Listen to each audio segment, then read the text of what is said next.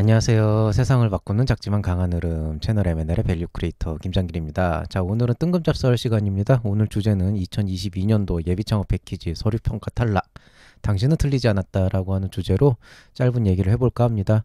원래는 이번에 서면평가 붙으신 분들 위해서 이제 발표평가에 대한 얘기를 하려고 했는데요. 그거는 이제 이틀 뒤에 올라갈 예정이고요.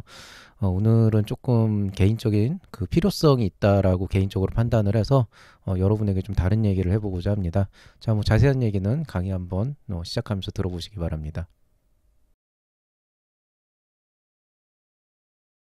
자, 일단 여러분께서 혹시라도 이 강의 들으시면서 오해를 하실 분들도 있어요. 사실 이제 지난번에 올렸던 이 뜬금잡설 얘기도 뭐 제가 의도했던 건 그런 내용이 아니지만 또 이제 고깝게 들으시는 분들이 분명히 있기 때문에 오늘은 사실은 뭐 그렇게 누구를 비방을 하거나 뭐 깔려고 하거나 그런다기보다는 사실은 좀 제가 이제 우려를 하는 그 일부의 약간 좀 뭐라 해야 되나 길 잃은 어린 양들을 구하기 위해서 사실은 이런 영상을 준비를 했고요.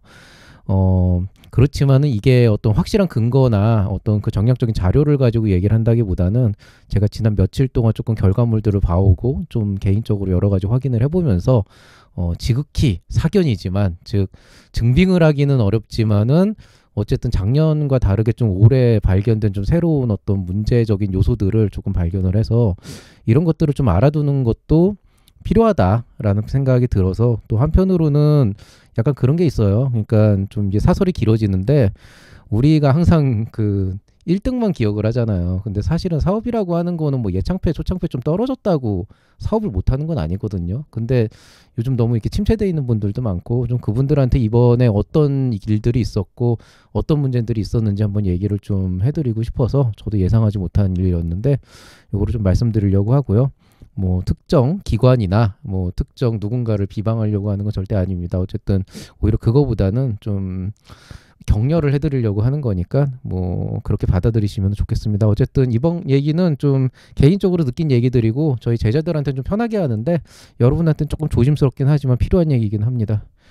자, 일단 갑자기 이런 얘기를 하는 이유는 이번에 결과물이 좀 이변이 발생했어요. 그 무슨 얘기냐면 제가 작년까지만 해도 예비 창업 패키지에 대한 어떤 그 강의를 하거나 할 때 항상 얘기하던 게 있어요. 지난 3년 동안 제가 대략적으로 적중률이 한 70% 정도 이상은 돼요. 한 7, 80%. 즉 무슨 얘기냐면은 이런 식으로 좀 사업 계획서를 쓰고 이런 방향으로 갔을 때 이게 정말 좋은 사업이 됐다라고 했을 때 그런 지도를 받았을 때 이 친구는 되게 될 것 같다라고 하는 그런 확신이 들면은 거의 대부분은 되는데 제가 예상하지 못한 그런 이제 복불복적인 내용도 있다는 얘기죠. 그러니까 뭐 심사위원들의 어떤 호불호가 굉장히 강한 상황이었거나 뭐 어떤 경쟁률의 차이가 있거나 이런 것들이 좀 극단적으로 갔을 때 좀 어긋나는 경우가 있어서 보통 한 70, 80% 정도를 보통 예상을 하거든요. 2, 30% 정도는 이제 좀 버퍼로 치고. 근데 이번에는 패턴이 전혀 안 읽혔어요. 좀 사실 여러분은 내가 이렇게 열심히 했는데 떨어지다니 이것 때문에 충격을 많이 먹으셨겠지만 저는 어떻게 이렇게 완벽하게 예상을 어긋날 수가 있나. 그러니까 뭐 내가 얘기한 대로 했더니 잘 됐더라. 아니면 차라리 이번에 내가 얘기한 대로 했는 애들이 다 떨어졌더라. 차라리 그러면은 제가 잘못 가르친 거니까 그거는 또 얘기가 달라질 수가 있는데 이게 좀 그런 어떤 편향성, 그러니까 뭐 제가 가르친 게 맞았다 틀렸다, 뭐 제가 말씀드린 게 맞았다 틀렸다가 아니고 정말 패턴이 전혀 없었어요. 그러니까 무슨 얘기냐면은 이 친구는 아이템도 좋고 사업 계획도 잘 써서 뭐 좀 될 것 같다 이런 친구들이 된 경우도 있지만 또 떨어진 경우도 있고 이 친구는 아이템이 별론데 사업 계획서는 그래도 뭐 썼네. 그래도 이거는 아이템 때문에 안 되지 않을까? 그래도 된 애들도 있고 떨어진 애들도 있고. 그러니까 뭔가 좀 어떤 그 흐름이 있어야 되잖아요. 그러니까 제가 너무 이렇게 막 이번에 못 맞췄던가 아니면은 제가 이번에 너무 못 가르쳤던가 아니면 아예 잘 가르쳤던가 이런 식으로 돼야 다음번에 대한 지침이 나오는데 너무 제 예상을 어긋나서 막 천차만별로 완전히 그냥 진짜 결과물로만 보면 막 정말 패턴이 하나도 없어가지고 되게 좀 당혹스러워가지고 한 2, 3일 정도를 굉장히 많은 고민을 하고 그 친구들의 사업 계획서들을 좀 다시 한번 검토를 해보고 여러 가지를 좀 조사를 해봤어요. 또 유튜브 안에 댓글 달린 것들도 좀 살펴보고 했는데 그 패턴이 읽히지 않았고요. 예. 그래서 한 며칠 동안 고민을 해봤더니 대략적으로 이번에 어떤 일이 있었는지가 좀 파악이 됐습니다. 그래서 이게 절대적인 진리라고는 할 수가 없지만 분명 이런 일이 있었던 거는 추측이지만 상당히 가능성이 높기 때문에 여러분이 이 정도는 좀 알고 있으면 좋겠다. 자, 일단 통상적인 평가 과정을 보면은 뭐 정부에서 어떤 식으로 프로그램을 운영하고 어떤 식으로 규정을 하건 간에 뭐 과정을 어떻게 잡건 간에 통상적으로는 대부분의 평가 과정은 이런 종류의 이런 표준 정규 분포를 그려요. 그게 뭐냐면은 대략적으로 여러분의 어떤 사업 계획서의 수준이나 아이템의 가치를 이런 좀 뭐 수치적으로 보여주긴 힘들지만 그 정성적인 가치를 Y축에 갖다 놓고 일반적으로 평균을 기점으로 해가지고 좌에서 우로 이렇게 쫙 이렇게 그 아이템의 수준이 Y축이거나 X축이거나 이쪽으로 갖다 놓고 전체적인 비중을 Y축에다 갖다 놓는다고 하게 되면은 아이템도 약하고 사업 계획서도 너무 부실해서 이거는 뭐 그냥 누가 봐도 떨어질 수밖에 없다. 그냥 제가 안 보고 여러분이 봐도 야 이건 좀 너무하다. 그런 것들이 한 하위 한 1, 2% 있어요. 예, 뭐 이 유튜브 채널을 듣는 분 중에 없는 것 같아요. 근데 있어요. 뭐 그냥 영상조차도 안 보고 그냥 막 머릿속에서 생각나는 대로 쓰시는 분들이 있어요. 아예 창업이라는 거에 관심도 없고 약간 이게 프로젝트? 뭐 약간 이런 거 그냥 돈 준다니까 한번 내보는 그런 분들이 있어요. 그건 뭐 100% 떨어지죠. 이건 뭐 볼 것도 없습니다. 그리고 또 한편으로는 제가 얘기하잖아요. 뭐 아이템 좋고 특허도 갖고 있고 시제품도 웬만큼 나왔고 팀원도 있고 거의 뭐 교수 창업이나 이런 것들 너무 사업 계획서도 완벽하게 잘 쓴 거 진짜 누가 봐도 생각하는 상위 한 1, 2% 정도. 여기는 뭐 어긋나지 않게 그냥 이쪽은 다 떨어졌어요. 이쪽은 다 붙고. 여기에 대해서는 저는 뭐 적중률은 거의 100% 나왔는데 문제는 뭐냐. 요 영역이 사실은 자유경쟁 영역이란 말이에요. 예비 창업자들이 영역이 생각보다 커요. 그러니까 여러분이 진짜 노력을 해가지고 진짜 열심히 사업 계획서를 썼고 또 거기에 대해서 자부심도 갖고 있고 그 마음 제가 알지만 실제로 이제 이거를 전체 틀 안에서 보면은 분야도 너무 다양하게 있는데다가 이 어떤 사업 계획서는 문제 제기를 더 강조해야 되는 반면에 어떤 사업 계획서는 BM을 강조해야 되고 이렇게 아이템 따라도 차이가 있고 또 보는 눈도 다르기 때문에 약간 자유 경쟁에서 약간 이게 복마전처럼 이렇게 크단 말이에요. 그리고 일반적으로 예비 창업자는 어떤 전제 조건이 있냐면 완벽할 수는 없다. 예비 창업자니까 실제로 사업을 해보지 않았으니까 사업을 해보면서 느낄 수밖에 없고 느껴야 되는 것들에 대한 상대적으로 취약할 수밖에 없거든요. 쉽게 얘기해서 털어서 먼지가 안 나오는 예비 창업자는 없단 말이에요. 털어서 먼지가 안 나오는 사업 계획서는 없었다 보니까 그런 부분들이 어떻게 되냐에 따라서 약간 요 가운데는 거의 자유경쟁 수준으로 있고 그나마 이제 저는 요쪽에 가까운 친구들은 좀 붙을 거라고 보고 요쪽에 가까운 친구들은 뭐 서류평가 붙어서 좀 어렵지 않을까 이렇게 보는 경향이 있는 거고요. 그 패턴이 그 친구가 그런 얘기를 했을 때 정말 뭐 긴장을 타고 막 진짜 열심히 하거나 아니면 방심을 하지 않는 이상은 거의 붙을 애들은 붙고 떨어지든 떨어진단 말이죠. 그래서 이게 사실은 어느 정도 패턴이 보여야 되는데 이번에 그 이제 예비 창업 패키지 지나가고 나면서 이제 붙었습니다, 떨어졌습니다, 뭐 이거 발표 평가 준비해줘서 이제 멘토링이 들어오는데 이게 완전히 제 예상치를 벗어났다는 거죠. 근데 이게 단순하게 내가 가르치는 대로 한 애들이 다 떨어지고 그 반대로 자기가 소신껏 그냥 잘한 친구들이 다 붙었으면 제가 잘못한 게 맞는데 그게 아니고 그냥 반반이에요, 그냥. 근데 제 예상을 벗어나서 떨어질 것 같은 애들이 붙고 붙은 애들이 떨어질 것 같은 게 한 적중률이 한 40%? 근데 이게 중요한 거는 저만 그런 게 아니고 이 영역에서 적중률 어긋난 게 제 주변에 이제 이런 그 멘토 하고 계시는 교수님들이 이제 몇몇 대학에 계시거든요. 전화로 물어보니까 주변에 다 떨어졌다는 거예요. 근데 이게 뭐냐면 뭐 떨어졌다고 연락이 온 거냐니까 아니 심지어 본인이 당신께서 멘토링을 해주시고 아 여기는 조금 힘들 것 같다 그 여기는 될 것 같다 했는데 될 것 같은 애들 싹 떨어지고 안 될 것 같은 애들이 붙고 막 뭔가 이렇게 자기도 이게 종잡을 수가 없어가지고 요즘 이번에 뭐 서식이 바뀌더니 뭐 진짜 뭐가 달라졌나 이런 얘기들을 하시더라고요. 그래서 이게 저만 뭔가가 아니고 좀 이런 그 약간 저랑 같은 관점에서 좀 좋은 창업자들을 어떻게든 키워보고자라는 관점에서 기업가 정신에 대한 고민도 해보시고 진짜 학생들 많이 좀 그 사랑하시고 이런 교수님들이 정말 열과성을 다해서 하시는 교수님들이 야 이번에 왜 이러냐 이런 얘기들을 지금 많이 하시는 일이 있었다는 거죠. 그러니까 패턴이 없어요, 진짜 말 그대로. 예. 차라리 그냥 제가 잘못 가르친 거면 좋겠는데 그게 아니라는 거예요. 그래서 좀 고민을 많이 해봤습니다. 고민을 많이 해봤는데 이게 그거죠. 그러니까 예상이 어긋나는 거야. 아까 말씀드렸지만은 뭐 한 7, 80% 정도에서 2, 30% 정도는 항상 일어날 수 있는 일이지만은 50%도 안 되는 거는 사실 문제가 있어서 굉장히 당혹스러운 그런 현상이 있었고요. 그러면은 이제 우리가 이제 생각할 수 있는 방법은 이번에 전폭적으로 전반적인 예비 창업 패키지를 선정하는 과정에서 형평성의 문제가 있었을 수 있다. 뭐 예를 들어서 굉장히 편파적인 어떤 그 의지가 개입됐을 수도 있다. 이렇게 상상을 할 수도 있는데 그럴 가능성은 제가 장담하는데 없습니다. 왜냐하면은 그렇게까지 결과물에 편향적인 어떤 의지를 반영해가지고 결과물을 그렇게 형평성이 문제가 생길 정도로 해봤자 주관기관 입장에서 남는 것도 없고 그래야 될 이유도 없고 그게 오히려 역효과가 남았지 절대로 이득이 되진 않아요. 그러니까 일부 약간 호불호가 되게 분명한 편향성이 있는 즉 약간 편파적인 판정을 할 수 있는 심사위원이 한두 명 끼어들 수는 있지만 어떤 주관기관에 그런 가능성이 없진 않지만 그것 때문에 전체 결과에 영향을 주는 경우는 없단 말이에요. 일반적으로 점수 배정을 하거나 판정을 할 때 그렇게까지 하진 않거든요.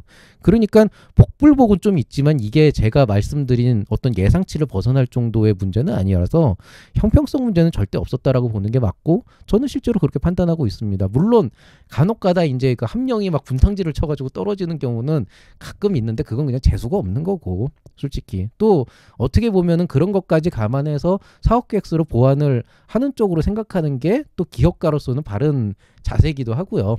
그냥 이론상으로 보면은요 도덕적으로는 근데 다만 이제 과정의 형평성의 문제에서는 그건 없단 말이에요. 그건 제가 장담할 수가 있단 말이죠. 예. 그런데 그럼 올해 지원된 사업에서 뭐가 달라졌는지 한번 고민을 해보자는 거죠. 보니까 네 가지가 생겼어요. 자, 서식이 바뀌었어요. 기억나시죠? 일반 특화 분야를 동시에 모집해가지고 여러분이 예전에 일반하고 특화를 한 번씩 집어넣고 그거를 이제 두 번 해가지고 하나 되면 하나 이제 관두고 이런 식으로 이제 약간 택일이 가능했는데 이번에는 중복 지원 불가시키고 동시 모집을 했어요. 약간 이제 경쟁률이 편중되는 약간 분산 현상을 좀 노리겠다 이런 거. 개인 정보를 블라인드 처리해서 약간 그 어떤 그 대학이나 학벌이나 소속이나 이런 것들에 대한 편향성을 좀 줄이겠다. 뭐 형평성 공정성 뭐 이런 것들에 대한 얘기겠죠. 추가 배정 방식을 도입해서 특정 지역에 지원자가 몰리면은 거기에 조금 더 배정 인원을 넣어가지고 경쟁률을 완화시키겠다. 뭐 이런 종류의 달라진 점이 있었죠. 그리고 어떤 식으로든 이런 네 가지 변화가 있었다라고 한다면 변화는 있어요. 그러니까 예를 들어서 이렇게 생각하시면 돼요. 자, 서식이 바뀌었다. 자, 이론상으론 서식 바뀐 게 뭐가 문제냐. 좀 쓰기 어려워진 건 사실이지만 나만 서식이 바뀐 게 아니고 지원자들 모두 바뀐 서식에다 내는 거면 결국엔 공정하게 평가를 하는 거 아니냐라고 얘기를 하지만은 확실한 거는 이런 바뀐 서식이라고 하는 게 전체적인 어떤 평가에서 선정의 어떤 그 난이도를 조금 패턴을 조금 바꿀 수는 있어요. 그러니까 쉽게 얘기해서 이제 아주 오래전 얘기를 하면 학력고사를 보던 세대가 있고 저처럼 수능과 본고사를 보던 세대가 있고 수능만 보던 세대가 있고 뭐 수능과 수시를 보던 세대가 있고 있단 말이에요. 과정이 바뀌어도 어차피 지원하는 사람들은 다 똑같은 입시제도 안에서 지원을 하기 때문에 대입의 패턴이 바뀌지 않아야 되는데 실제로 어떤 그 형식이나 방식이 바뀜에 따라서 거기에 그 더 잘 적응이 되고 좀 덜 적응이 되는 사람들이 있기 때문에 분명 거기에 대해서 변화는 생긴다는 거죠. 그런 쇼기 항상 와요. 공장에서 약품을 뭐 똑같은 약품이지만 브랜드를 바꿨다 그러면은 잠깐 불량률은 생길 수가 있다는 거예요. 그러니까 서식이 바뀐 것도 영향이 있을 거고요. 이런 모집 방법의 변화도 분명 예전에는 차례차례 지원해서 뭔가 좀 어떤 좀 이득을 본 사람이 있을 수도 있지만은 또 반대로 또 안 그런 사람도 있으니까 분명 이번에 어떤 변화가 예상이 됐고 뭐 개인정보 블라인드는 솔직히 이번에는 어떤 역할을 했는지 몰라요. 한 가지 확실한 거는 평가하셨던 교수님들 얘기로는 일단은 이제 평가를 했을 때 이게 어디 출신이냐 그런 것까지는 아니지만은 기본적으로 아이템들은 거의 비슷하다 보니까 아무래도 팀원들이 얼마나 잘 구성되어 있고 역량이 있는가를 봐야 되는데 이제 블라인드 처리가 돼 있다 보니까 이게 단순히 그냥 그 무슨 경험이 있다라고 하는 것만으로는 도저히 이 사람들의 팀원들의 역량을 보기가 힘들어서 좀 평가가 어렵긴 했다. 한 이 정도 의견은 있었지만은 어쨌든 요 세 가지가 조금 어느 정도 변화에 영향을 줬긴 했지만 중요한 거는 이것 때문에 제 예상이 어긋나는 게 그렇게까지 심각하진 않거든요. 왜냐하면 어느 정도 감안은 했는데 제가 이번에 정말 예상을 못한 게 있어요. 아마 진짜 제가 예상을 못한 게 이번에 태풍의 액이 여기서 발생한 것 같더라고요. 추가 배정 방식 도입한 것 때문에. 그래서 이번에 어떤 일이 발생을 했냐. 자, 이번에 이 추가 배정 방식이라고 하는 건 제가 예전에 예비 창업 패키지 그 선정 방식 그 공고 나왔을 때 여러분한테 한번 얘기한 적이 있어요. 이 경쟁률의 평준화라는 걸 어떤 식으로 했냐면 기본적으로 주관기관에다가 대략적으로 작은 데는 한 12개, 그다음에 좀 많이 뽑는 데는 한 20개 정도의 그런 이제 그 기본 규모를 제시를 해놓고 그 다음에 나머지 한 448명을 선배정해줬고 448에 거의 한 312명이면은 뭐 1대1 정도까지는 아니더라도 뭐 1.2대1 정도는 되거든요. 그 정도 되는 한 80% 정도 되는 전체의 한 40% 정도 되는 배율을 여기에다가 추가 배정을 해서 전체 경쟁률을 맞추겠다. 예를 들어서 이쪽에 지원자가 많고 이쪽에 지원자가 적다 그러면 이쪽에 이제 더 많은 사람을 뽑도록 하겠다라고 하는, 즉 주관기관별로 지원자가 편중됨에 따라서 경쟁률이 상대적으로 높아지는 걸 아예 전국적으로 거의 유사한 수준으로 맞추겠다라고 하는 완화 조치를 내렸죠. 그리고 제가 아직도 기억나는데 뭐 나름대로 합리적인 선택이 아닐까. 어쨌든 경쟁률을 균일하게 하면서 좀 그 뭐라 그래야 되나, 지역별 편차를 줄이겠다라고 하는 게 뭐 그리 나쁜 건 아니고 이번만큼은 소신껏 지원해도 괜찮겠다. 그러니까 너무 이렇게 막 지역에 따라서 고민하지 말고 소신껏 지원을 해라라고 안내를 했고, 실제로 저희 주변에 있는 교수님들도 제 말을 듣고 좀 그렇게 했죠. 하여튼 요놈의 조동아리가 문제인데, 예.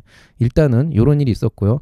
특화기관 같은 경우에도 마찬가지로 344명에다가 이제 156명 정도를 해가지고 500명을 맞춰서 여기는 1대2 정도 비중으로 해서 이제 그 추가 배정을 했는데, 실질적으로 이제 추가 배정을 했다라고는 하지만은 소셜벤처는 여성 200명은 이미 고정을, 그러니까 왕창 집어넣고 고정을 해놨기 때문에 실제로 144에 156이면은 이 나머지 특화 분야에서는 144명이 기본적으로 들어가고 거기에 156명, 그거의 100%가 넘는 인원들을 여기에다가 추가 배정을 했다는 거죠. 그러니까 실질적으로는 거의 5대 5가 되는 거예요. 그러니까 반만 배정해도 나머지 반은 비율을 맞춰서 넣었단 말이에요.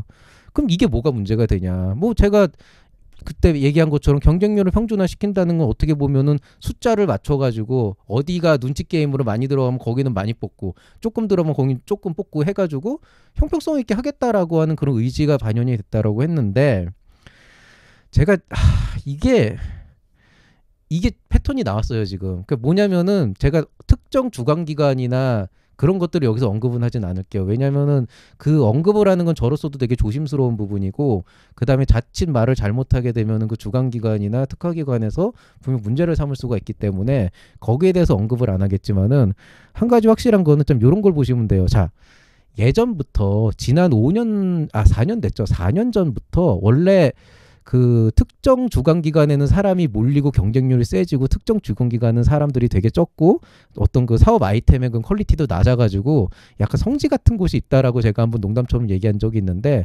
4년 전에는 확실히 그런 적이 있었고요. 그 다음에 재작년 작년이 되면서 소문이 많이 퍼졌어요. 그러니까 간단한 거예요. 이거는 절대적인 진리인데 아주 특수한 몇몇 경우를 제외하고는 서울이 빡세요.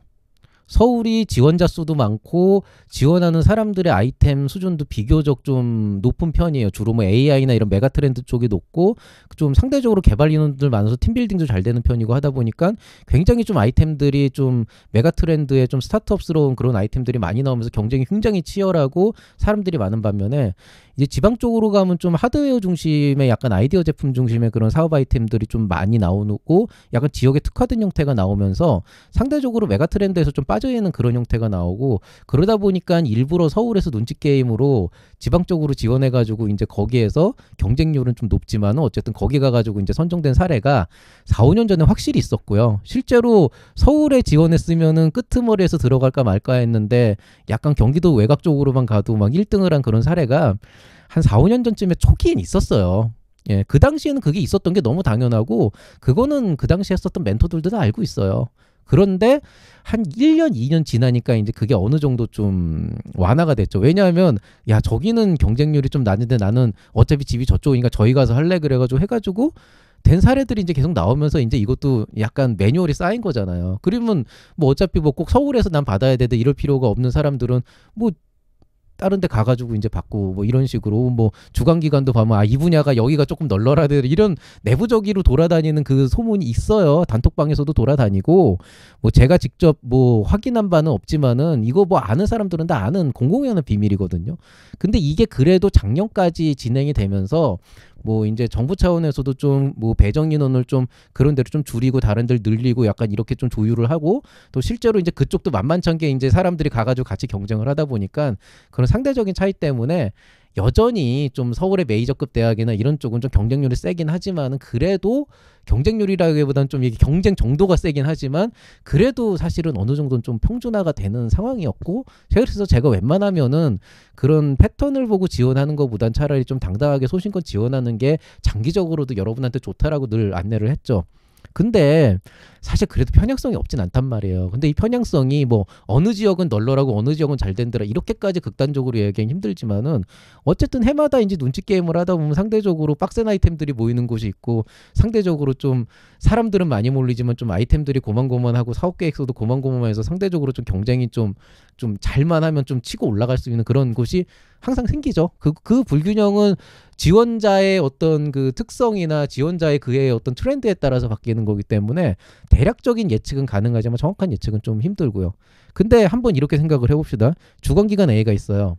주관기관 B가 있습니다. 자, 주관기관 A는 전통적으로 지원자는 그렇게 높지 않아요. 왜냐하면 여기 가면 그냥 뭐 교원청은 무조건 들어가고 막 해가지고 여기 그냥 원래 빡세다.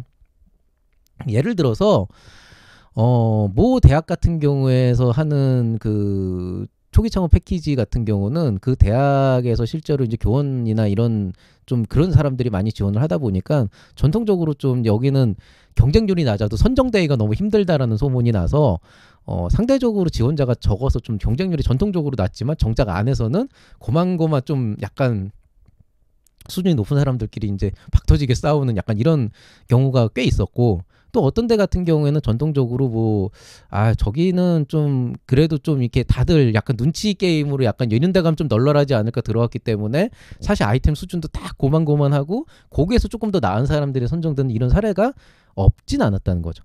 전혀 없진 않았다는 거죠. 옛날보다 좀 완화가 됐을 뿐이죠. 그럼 이렇게 생각해 보세요. 지원자는 좀 적어요. 왜냐하면 소문이 났으니까 여기 빡세다고. 그러니까 여길 내느니 다른 데를 내는 게 좀 더 확률이 높다. 근데 경쟁 자체는 치열한 거지. 왜? 빡세니까 경쟁이 치열하니까 지원자가 적은 데죠. 그럼 이런 데 같은 경우에는 10명을 선발한다고 했을 때 100명 정도가 지원한다고 하면은 상대적으로 요 반대 위치에 있는 B라는 주관기관이 있단 말이에요.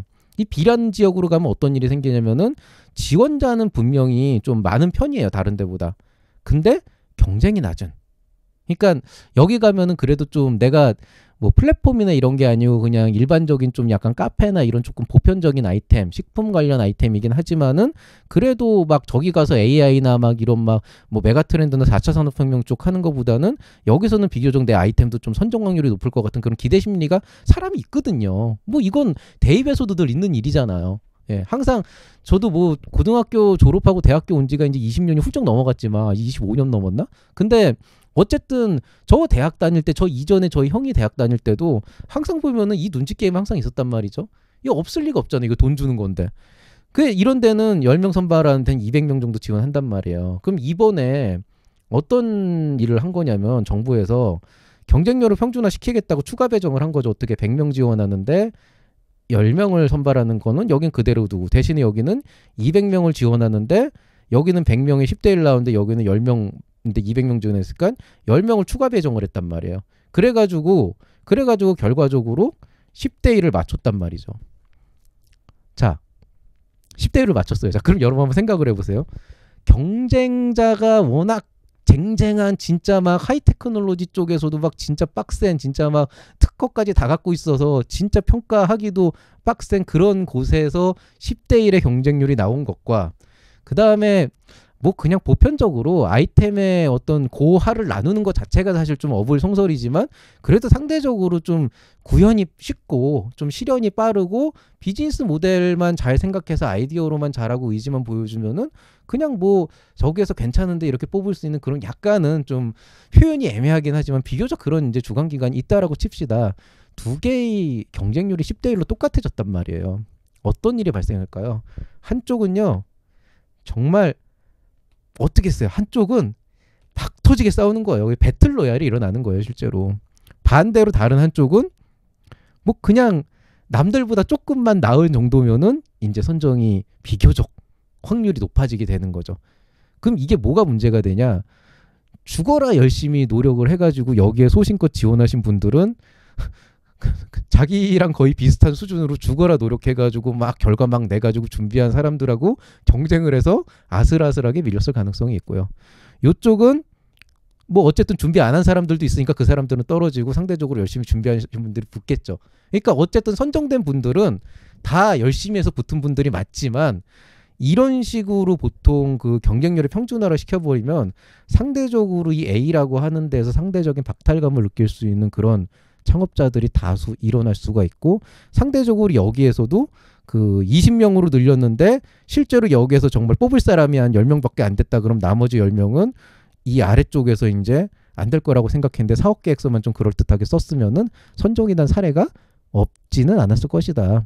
그리고 이런 결과가 결국에 나오게 된 이유는 여러분의 어떤 그 지원의 어떤 그 편향성이 사실은 역할을 한 것도 사실은 조금은 있는데 여기에 이제 조금 더 한 가지 더 들어가 있는 사실이 뭐냐면은 이거예요. 이번에 일반 분야, 특화 분야를 동시 모집을 했단 말이에요. 예. 어떤 일이 생겼을까요? 이런 예시를 하나 들어드릴게요.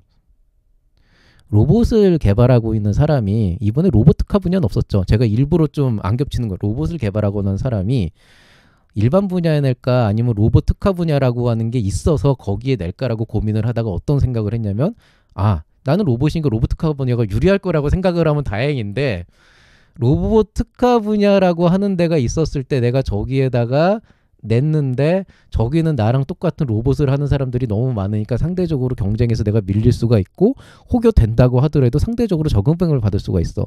그렇지만 내가 만약에 일반 분야에 가게 된다 그러면은 나는 이제 로봇으로 원톱으로 치고 올라갈 거고 반대로 특화 분야 쪽에서는 그냥 다른 사람들끼리 박터지게 싸우고 나눠야지. 이런 생각을 할 수가 있었을 거고요.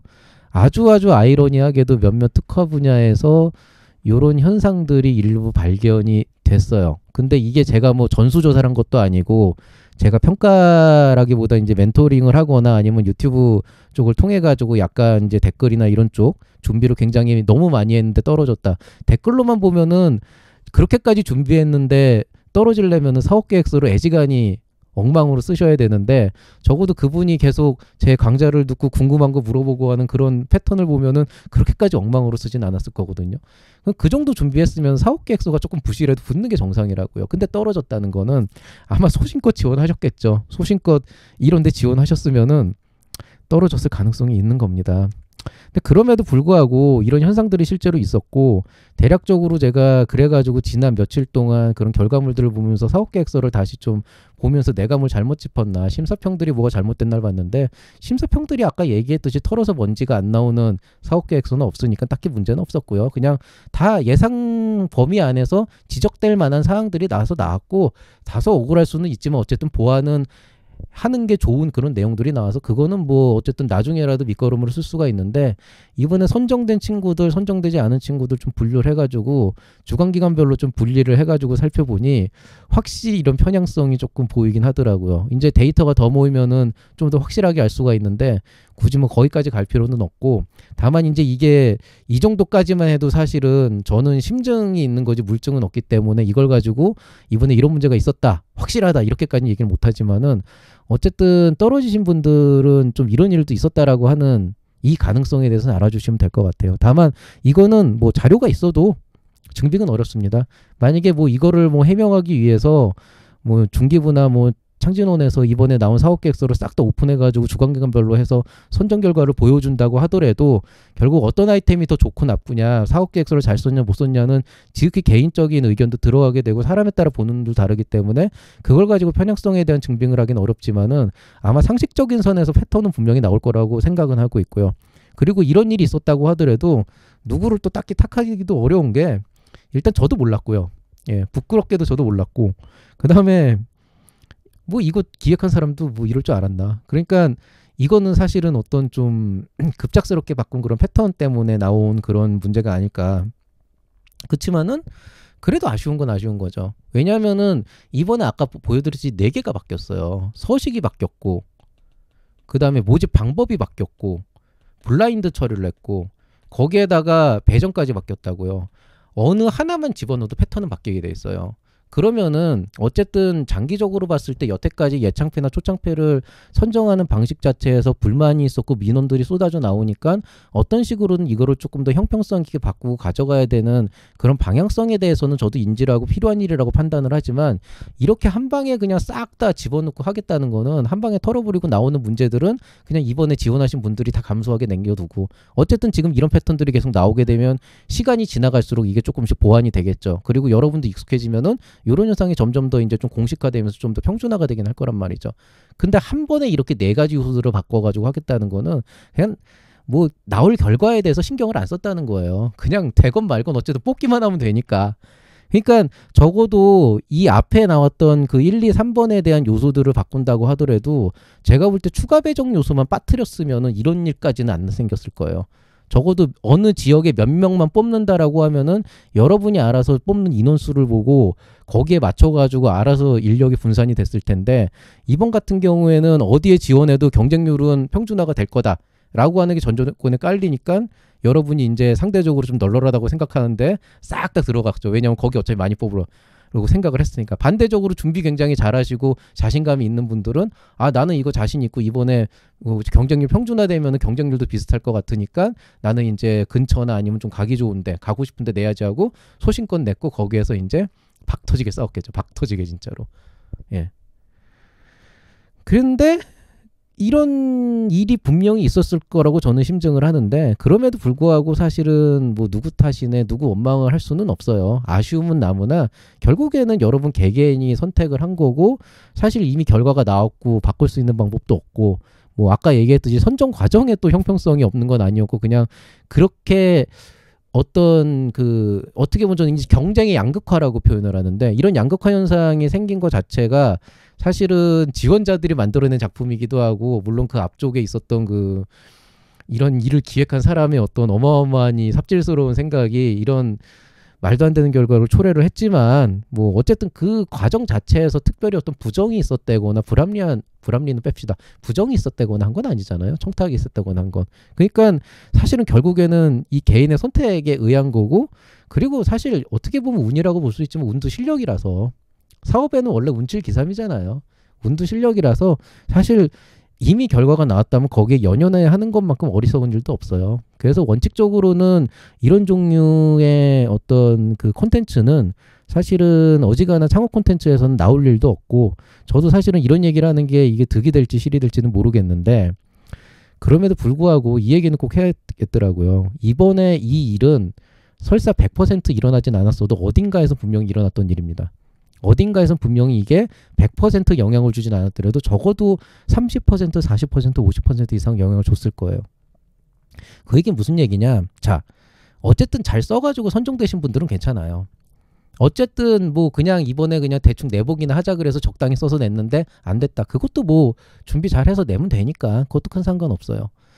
뭐 어떻게 열심히 써가지고 잘 이런 작전 같은 거 잘 짜서 내서 딱 올라가서 선정이 됐다. 아 그것도 본인 능력이고 실력이고 또 그분이 그 정도 자격은 된 거니까 또 된 거잖아요. 그것도 괜찮아요. 그런데 딱 한 가지 제가 걱정이 되는 것 딱 하나예요. 99마리 그러니까 100마리의 양 중에 99마리도 아니고 지금 제가 보니까 50마리가 길을 잃었다는 거지. 미친 듯이 공부를 하고 어떻게든 이번에 사업을 해보겠다고 사업 계획서 열심히 쓰고 밤새서 유튜브 강의를 듣고 시장조사 미친 듯이 하고 시제품 뭐 하나라도 만들어 보려고 지난 몇 달 동안 고생을 하고 했는데 그런 사람들이 이 경쟁의 양극화 때문에 떨어지는 현상이 분명히 있었다는 거예요. 내 예상을 넘어갈 정도로 저뿐만이 아니고 제가 확인한 주변의 멘토님들로부터 작년에 없었던 일이 올해 일어났다는 거죠. 그분들이 실망을 해요. 내가 여태까지 했던 일이 잘못된 게 아닌가. 왜 내가 했던 이런 일들이 이런 몇 줄 심사평으로 제대로 인정받지 못하고 뭔가를 잘못해야 되는가. 내가 틀렸나? 나는 이렇게 사업을 안 되나? 이렇게 너무 실망을 많이 하고 그것 때문에 되게 힘들어하시는 분들이 지금 유튜브에도 보이고 카카오톡에도 보이고 우리 제자들 중에서도 보이고 그러니 이제 저도 고민을 하는 거죠. 이런 사람들이 없도록 하기 위해서 나는 어떤 걸 가르쳐야 되는가. 그래서 제가 본질적으로 내가 잘못 가르쳤나? 내가 이제 감이 죽었나? 이런 고민을 했는데 이번에 제가 내린 결론은 이겁니다. 여러분은 절대 틀리지 않았어요. 예. 저는 사실은 좀 개인적으로는 그 까칠한 면이 있어서 사업 계획서를 냈는데 떨어졌다 그러면 열심히 한 것과 열심히 했건 뭐 노력을 얼마나 했건 거기에 얼마나 잘 썼건 간에 떨어지는 데는 그만한 이유가 있다. 결국 경쟁에서 밀렸다는 얘기니까 심사평을 보고 그런 심사평이 안 나오도록 다시 보완을 해가지고 다시 지원을 하고 하면서 사업을 이제 되는 쪽으로 만들어가고 너무 뭐 예창패 초창패 되면 좋지만 또 안 된다고 해서 사업이 안 되는 건 아니까 그런 부분에 대해서도 좀 고민을 해가지고 사실 궁극적으로 사업이 잘 되는데 집중을 해라는 쪽으로 여태까지는 얘기를 했는데 그런 교과서적인 얘기를 했는데 내가 이번만큼은 차마 그 얘기를 못하겠어요. 예. 그래서 이번만큼은 이 얘기를 좀 해드리고 싶어요. 자, 여기 지금 선정되지 않으신 분들 채널 M&L 보면서 진짜 열심히 혼자서 어떻게든 해보겠다고 사업계획서 밤새서 쓰고 수많은 고민을 해보고 주변에 많이 봤거든요. 직장 다니면서 힘들게 일하고 집에 와서 밤새면서 한 글자라도 더 써보도록 하고 고치고 또 고치고 어떻게 고쳐야 될지 몰라서 열심히 찾아보고 계속 영상 틀어서 보고 다른 사람이 쓴 것도 보고 그런 분들이 떨어졌어요. 잘못된 게 아니에요. 여러분이 잘못한 것도 아니고 여러분이 실수한 것도 아니고 정말 순수하게 경쟁이 양극화 때문에 떨어졌을 가능성이 있습니다. 이번엔. 그래서 이런 얘기를 좀 해주고 싶어요. 예비 창업 패키지잖아요. 초창패는 이런 일이 없었어요. 왜냐면 초창패는 이번에 서식 바뀐 거 말고 크게 달라진 거 없어요. 그래서 초창패는 원래 조금 그 지역별 편중화 현상이 때마다 조금씩 달라지지만 조금 있어 왔고 좀 어느 때는 갑자기 대학에 몰렸다 어쩔 때 뭐 창경센터에 몰렸다가 좀 이런 패턴들이 있긴 했는데 그거는 조금 약간 복불복적인 요소라 그냥 대입처럼 조금 운도 작용하는 부분이라 그것까지 컨트롤하기는 좀 힘든데 이번만큼은 정말 어느 누군가의 삽질일 수도 있는 일로 이런 문제가 생겼어요. 그래서 좀 여러분 잘못이 아니고 여러분은 틀리지 않았는데 그 누군가의 삽질일 수도 있는 일로 좀 상처받지 않았으면 좋겠다라는 생각이 들어요. 네. 좀 주변에 너무 많은 제자들이 그러고 있는데 적어도 제가 파악한 그들의 사업계획서엔 잘못된 게 없었고 그들의 노력은 잘못된 게 없었고 제가 여러분의 사업계획서 여러분의 히스토리를 보지 못했지만은 그래도 적어도 제가 하는 말을 귀 기울여 듣고 마음에 새기는 분들이라면은 적어도 그 기억과 정신에 여러분이 갖고 있는 마음과 의지에 어떤 문제나 부족함이 있을 거라고 생각하지는 않습니다. 그 얘기는 뭐냐? 여러분은 틀리지 않았고요. 절대로 이번에 나온 결과로 실망을 하거나 자책하지 마세요. 이번만큼은 여러분 잘못 아닙니다. 이번만큼은 누군가의 삽질이에요. 그리고 거기에 저도 예상하지 못한 돌발 상황이었겠죠. 이제 한 걸음 내디뎌 본 거니까 그런 거에 실망하지 마시고요.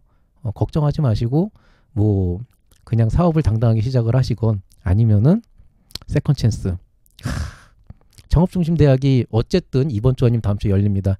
이번에 박 터질 것 같아요. 아까 얘기했던 그렇게 해서 떨어지신 분들이 대거 들어온다는 얘기는 여기에서 이제 정말 엄청나게 박 터지는 일이 생기는데 어쨌든 창업중심대학에서 이번에 권역별로 40개 예비창업 패키지 전체 240개 뽑는다고 했으니까 다시 한번 여러분 그 예비창업 패키지 심사평 받아서 심사평은 잘 써줬어요. 그러니까 거기에서 나온 얘기들은 완곡하게 쓴 것도 있고 좀 독하게 쓴 얘기들도 있지만 어쨌든 심사위원들이 이런 데서 꼬투리를 잡을 수 있다라고 하는 걸 분명히 알려준 거기 때문에 거기에 대해서 좀 보완을 확실하게 하세요. 그 소리가 다시 안 나오게끔 쓰는 것도 중요하잖아요.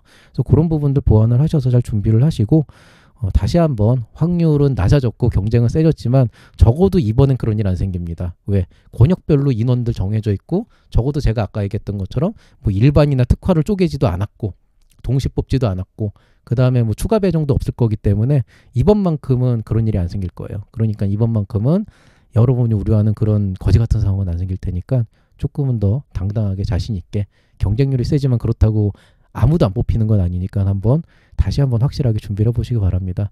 이 중요한 세컨 찬스가 남아있는데 혹시라도 침체돼 있을 여러분의 기분을 조금 풀어드리고 격려를 해드리기 위해서 이런 영상을 찍었어요.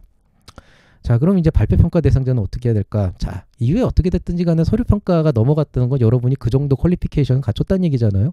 어쨌든 경쟁에서 이긴 거니까.